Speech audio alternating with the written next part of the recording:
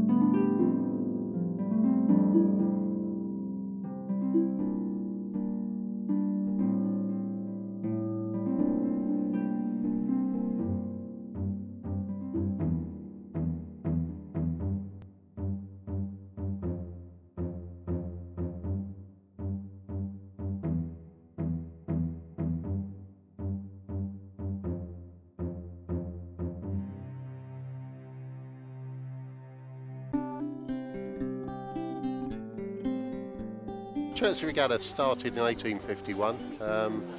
The idea of the regatta is to accommodate clubs up and down the Thames that do skiffing and punting, basically. At the moment there are 5 active clubs. We've got Ditton Skiff and Punting Club, we've got Sunbury Skiff and Punting Club, Thames Valley Skiff Club, and Raisbury Skiff and Punting Club. And they all come, they've all got different colours, which you can see from the various shirts that are around, in a various number of races throughout the day. We also do punting, again singles or doubles. Again, the clubs do it against each other. They do various distances up and down the river and compete for very nice tankards at the end of the day. Each club has its own set of boats which they bring to all the regattas to use, The boats are very expensive. I think they're £30,000 each. So for clubs to own boats is an expensive hobby. So we all muck in together and we travel to all the different clubs up and down the Thames, where we all compete against each other. Most people that come here say this is the best one on the regatta calendar, because it is a family event, as you can see. I think people have realised that you can get away from your electronic gadgets, get out on the river, bit of health, and skiffing's quite a cheap sport really. I started my rowing when I was at school, well before I was at school at Staines Boat Club, then I rowed at school at Hampton Grammar, and then joined Thames Valley Skiff Club in 1972. So I was involved with Chertsey there for them, from then on in really. They'll burn me in a boat when I go.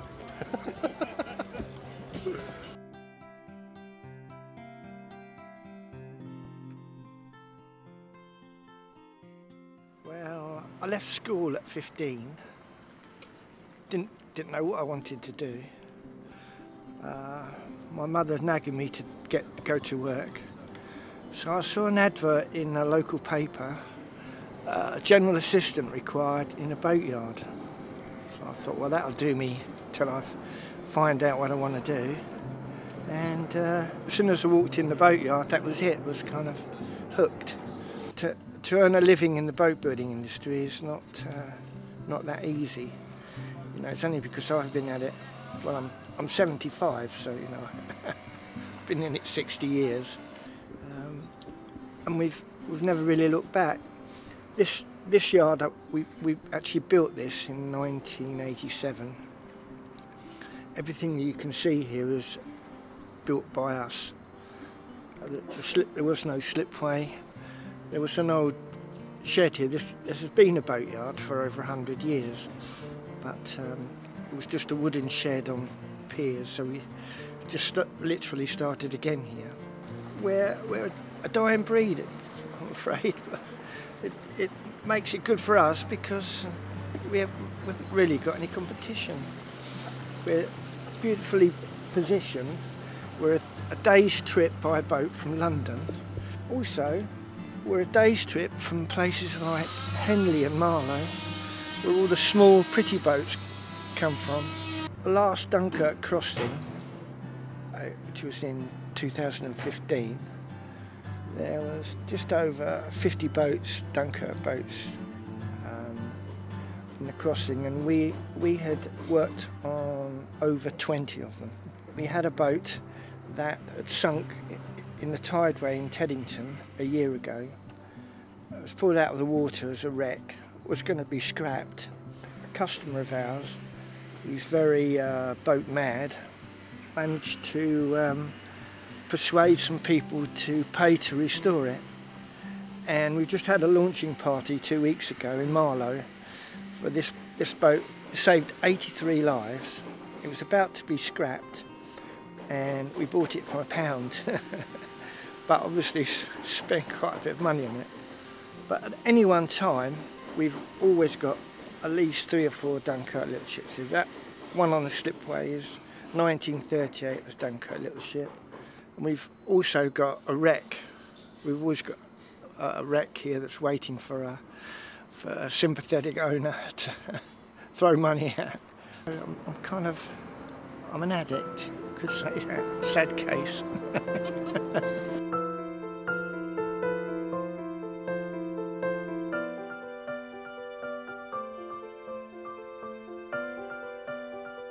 Hi, I'm Andy Hayward, and this is Michelle Gibson from Thameside Brewery. We make the beer in here in this tiny room. This is a very small microbrewery. So here we have the hot liquor tank. When water comes into the brewery, it's still water, but it's called liquor now. We heat it up to 76 degrees. We then mix it into this vessel, which is the mash tun, with the grain. So it's various different grains, malted barleys. And we steep it in there like a tea really for an hour and a half. Then we rinse it through to get the rest of the sugars out. We're basically getting the sugars out from the grain. Through the spaghetti pipework down here into the kettle, the copper, the boiler, all various names for the same thing, which boils the wort, which is the liquid now, up with the hops. We then boil it together for an hour, and then cool it down through the heat exchanger in the corner and put it into one of our 3 fermenting vessels. So at the moment we're limited because we've got 3 vessels, but obviously we turn them around fairly quickly. So we have 7 different styles of beer, but they all come out of one of these 3 vessels. They sit in there for about 2 weeks, and then we transfer them to the casks and then to the pub, and that's the process. We sit on the river, which is just behind us, and watch all the birds as we're having our lunch or whatever when we have a break. So we've named all our beers after the birds that we see every day. So we have Heron Ale, we have White Swan Pale Ale, etc. This is an area that Michelle's cultivated into an area we can come and sit by the river when we have a break in our brewing. So she's planted some, as you can see, some ornamental flowers down here, and we've also been taken over by the wildflowers. But also, when she was planting the area, she noticed there were some hops in there. So these we think must have come from the old Ashby's brewery just across the river, which closed 80 years ago, and they've seeded and become wild hops over here. So we thought it'd be really nice to actually make them a part of the feature of our little garden and tasting area and actually use them. We can actually harvest them in September or August, September, and use them in a brew. There should be enough to get 1 brew out of this, so we'll do a special commemorative brew out of the Thameside hops to commemorate the river and all things Runnymede. It's a lovely, beautiful community, so we'd like to be part of this for a very, very long time.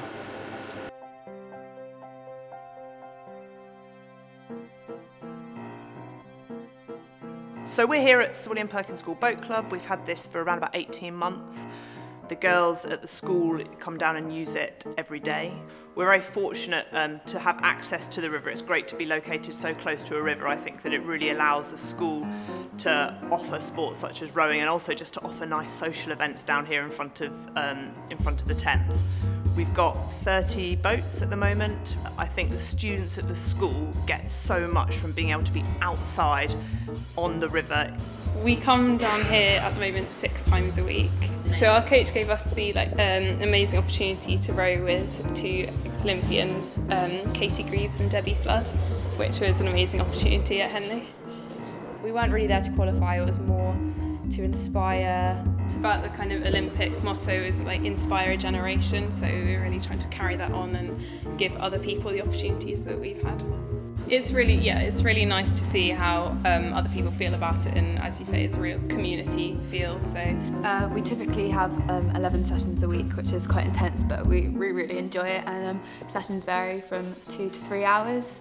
So the boat club at Sir William Perkins School over the last 5 years has really taken off. It's fantastic that there's so many students who are now coming into the school and they can't wait to start rowing. Before, I never really would have come down to the river, but spending time on the river, you really appreciate how beautiful it is on a sunny day. And so now I quite often go on walks down the river with friends, and yeah, it's just a really nice place to relax and get fresh air. I definitely take more notice of the river because it's something that we have to row on later normally, so I'm always looking to see whether it's windy or how many boats are on it. Definitely get involved with rowing because I joined for the social reasons, and I did have a great time with my friends, but then it became such a great appeal for fitness, and you just kind of get addicted. It's really strange that the competition is really driving and you just enjoy it so much. I've never felt like more of a team here, because I mean, you win together, you lose together. It's all part of the experience.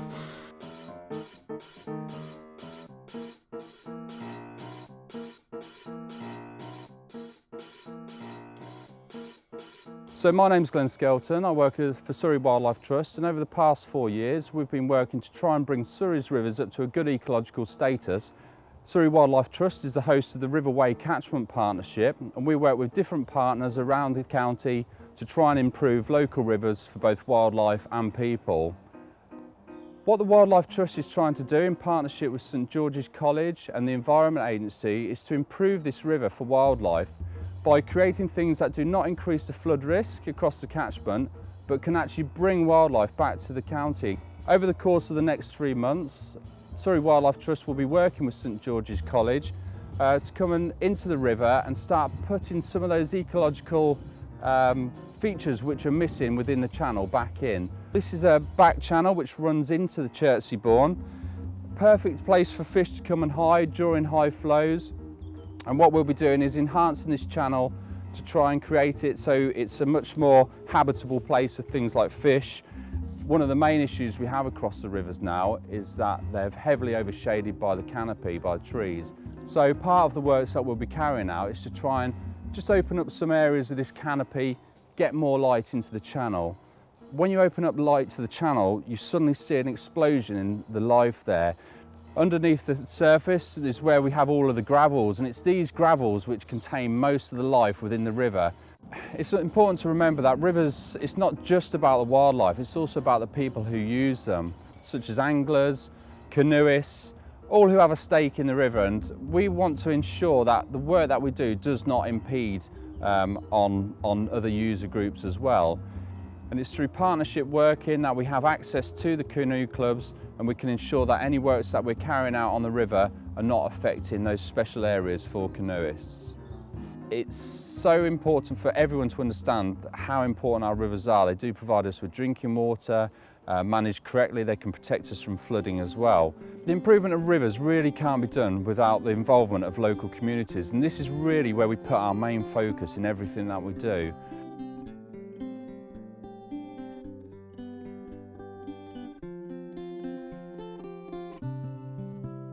I'm Andy Smith, I'm part of the management team here at MDL Penton Hook Marina.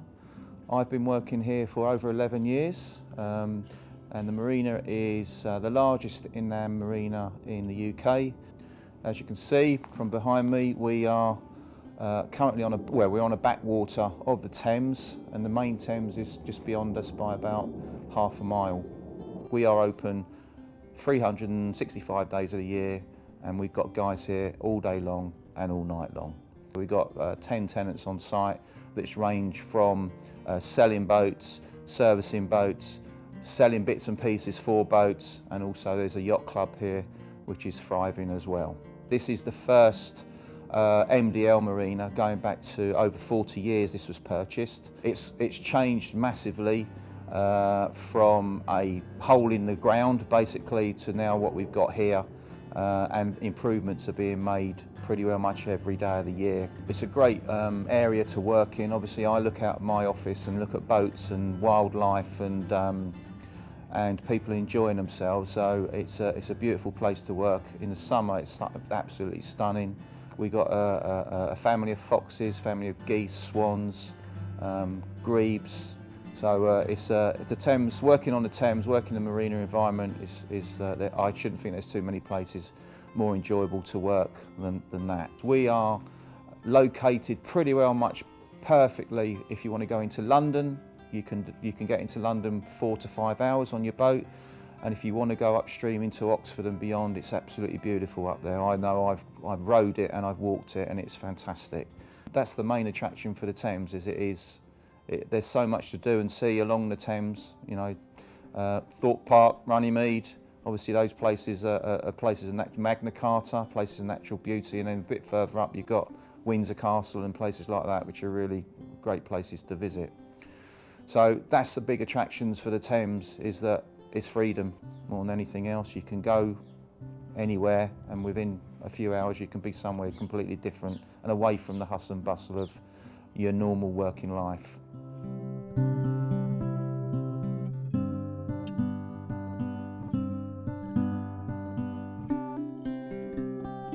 My name is Paul Kenny. I'm the Group Commander from Surrey Fire and Rescue Service. I'm actually the water lead for Surrey Fire and Rescue Service also.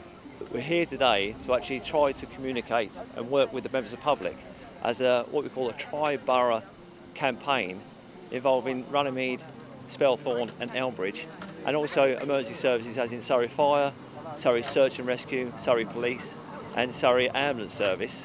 What we actually want is members of the public to come down and enjoy these idyllic locations that we've got within Surrey and that we're very lucky to have, but also enjoy them safely. And so part of this campaign is to allow us to actually work with the members of the public and also the partners with the expertise, and that is why the RNLI is an important part of us, to make sure that we actually get the message, allow people to actually understand what the risks are. so that when they actually decide to go and swim in these open water areas, they know what to expect. Then they can actually decide, is this the right thing? We want people to enjoy these areas, but we want to do it safely. And also we want people to be able to know what to do should they come across somebody in the river. How do they help that person? Who do they call? Importantly, where are they? A lot of times people walk up the River Thames, they don't exactly know where they are. If you don't know, we don't know. We want you to enjoy these areas, do it safely, and remember to always respect the water.